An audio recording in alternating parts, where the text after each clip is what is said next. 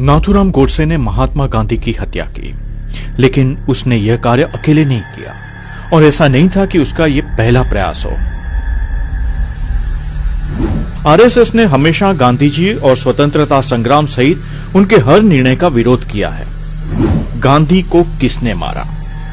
1920 हेडगेवार, जो बाद में आरएसएस के प्रमुख बने, उन्होंने गांधी द्वारा अपनाए गए असहयोग आंदोलन जैसे कार्यक्रमों का विरोध किया और उसमें भाग नहीं लिया। 1925 आरएसएस ने जन्म के साथ ही ब्रिटिश सरकार के साथ संघर्ष से बचने के लिए स्वतंत्रता संग्राम से खुद को दूर कर लिया।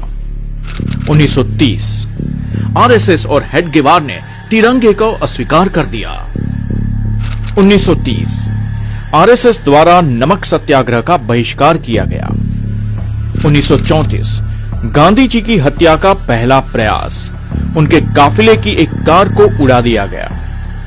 1940 गोलवलकर ने धर्म और संस्कृति की रक्षा के जरिए आजादी हासिल करने का संकल्प लिया, न कि अंग्रेजों से लड़कर।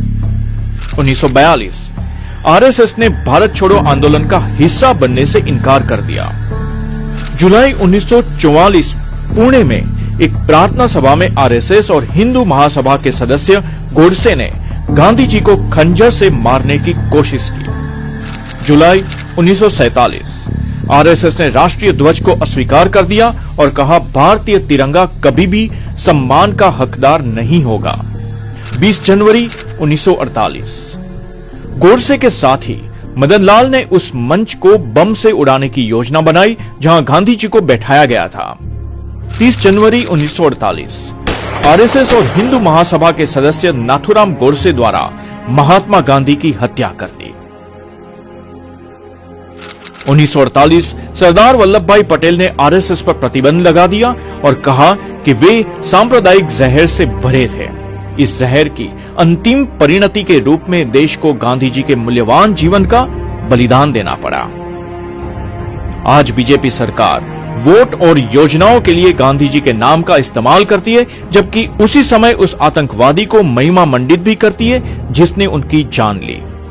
भाजपा सरकार ने आरएसएस के प्रति अपनी निष्ठा की प्रतिज्ञा ली है।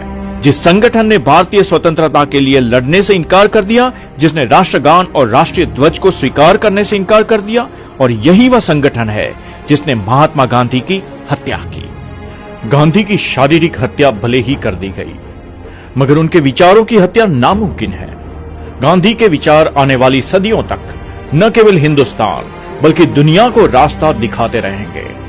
शहीदी दिवस पर पूज्य बापू को शत शत नमन।